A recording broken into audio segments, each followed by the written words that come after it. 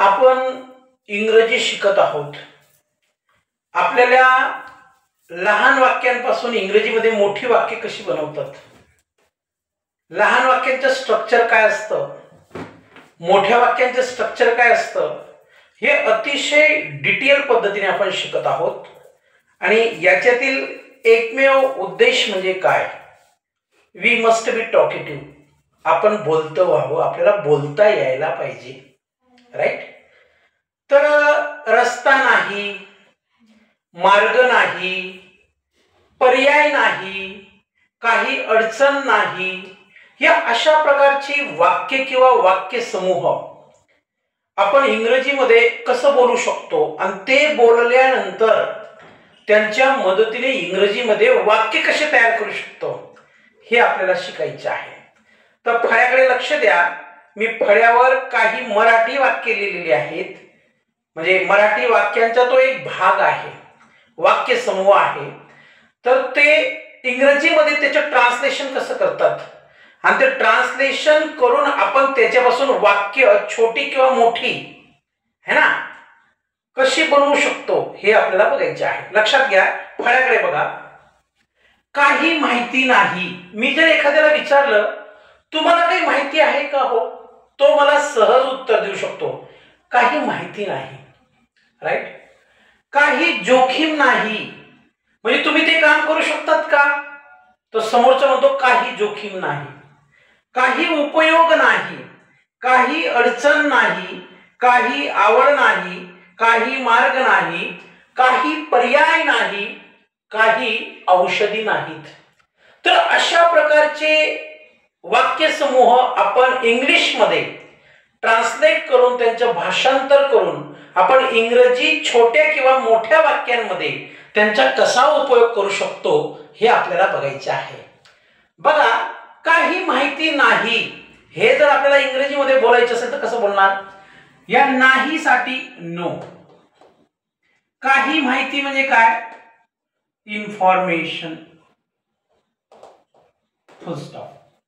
काही माहिती नाही, नो इन्फॉर्मेशन, म्हणजे त्या गोष्टीविषयी माझ्याकडे काही माहिती नाही, नो इन्फॉर्मेशन है ना.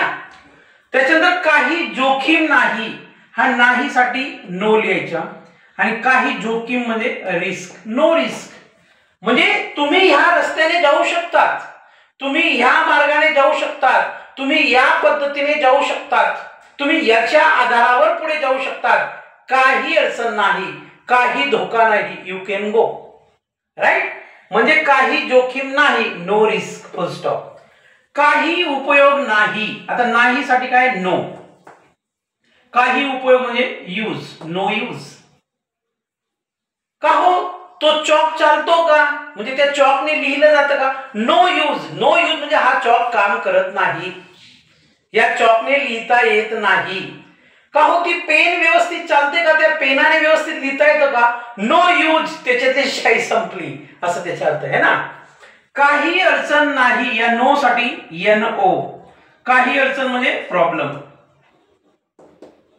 No problem. राईट. त्याच्यानंतर काही आवड नाही. तुम्हाला संगीतात आवड आहे का, तुम्हाला अध्यापनात आवड आहे का, तुम्हाला गाण्यात आवड आहे का, तुम्हाला रांगोळी बनवण्यामध्ये किंवा काढण्यामध्ये आवड आहे का, तर उत्तर कोणी कसं देईल, काही आवड नाही. म्हणजे इंग्लिशमध्ये नाही साठी नो आणि काही आवड म्हणजे इंटरेस्ट, नो इंटरेस्ट. बरोबर आहे ना. प्रत्येकाचा इंटरेस्ट वेगवेगळ्या त्यांच्या आवडीच्या क्षेत्रानुसार असू शकतो आहे ना. त्याच्यानंतर काही मार्ग नाही, हा नाही म्हणजे नो आणि काही मार्ग म्हणजे वे.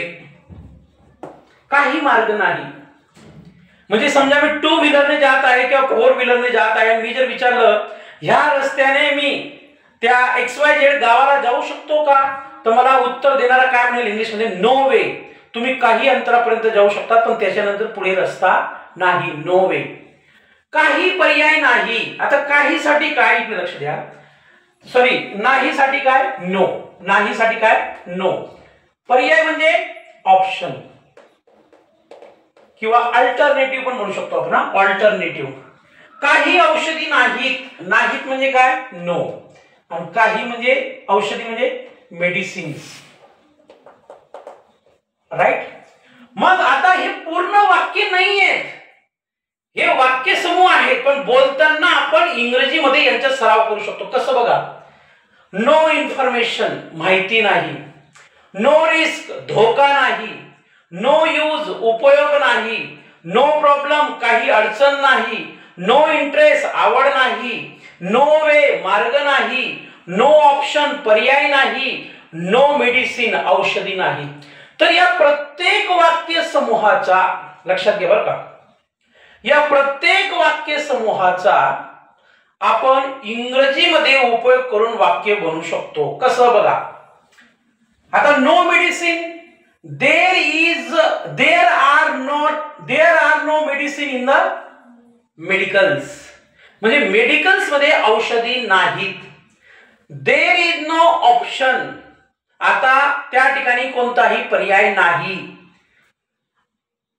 नो इन्फॉर्मेशन आय हॅव, किंवा आय हॅव नो इन्फॉर्मेशन, माझ्याकडे कोणत्याही प्रकारची माहिती नाही. देर इज नो रिस्क, तेथे धोका नाही, तुम्ही जाऊ शकतात, बोलू शकतात, बसू शकतात, काही धोका नाही. You can open the window, तुम्ही खिडकी उघडू शकतात, काही धोका नाही. You can open the door, तुम्ही दरवाजा उघडू शकतात, काही धोका नाही. तर या प्रत्येक वाक्य समूहाचा जो आपण इंग्रजीमध्ये तयार केलेले बघा, no information, no risk, no use, no problem, no interest, no way, no option, no medicine, या सर्वांचा आपण आपल्या छोट्या मोठ्या इंग्रजीमध्ये उपयोग करू शकतो आणि इंग्रजीची वाक्य बनवू शकतो. पण तत्पूर्वी शॉर्ट इंग्लिश मध्ये एक शॉर्ट सेंटेन्स म्हणून जर बोलायचं असेल तर by this way we can speak. कसं, no option, no medicine, no way, no interest, no problem, no use, no risk, no information, अशा पद्धतीने आपण बोलू शकतो. तर हा व्हिडिओ आपल्याला कसा वाटला, लाईक करा, शेअर करा, सबस्क्राईब करा आणि बोलण्याचा प्रयत्न करा. तुम्ही जितकं बोलणार का तितकी इंग्लिश मध्ये आपलं इम्प्रूव्हमेंट होईल आणि इंग्रजीमध्ये इम्प्रूव्हमेंट झाल्यानंतर आपण बोलू शकतो ना. मी नेहमी म्हणतो, nobody is perfect in this world, या जगामध्ये कोणीही परिपूर्ण नाहीये. Everybody is trying to get perfection with the help of practice, सरावाने आपण परिपूर्णता मिळवू शकतो, है ना. तर हा व्हिडिओ आपल्याला कसा वाटला, याला लाईक करा, शेअर करा, सबस्क्राईब करा आणि असे शॉर्ट सेंटेन्स तयार करून तुम्ही बोलू शकतात आणि आपलं कम्युनिकेशन स्किल वाढवू शकतात. धन्यवाद. थँक्यू.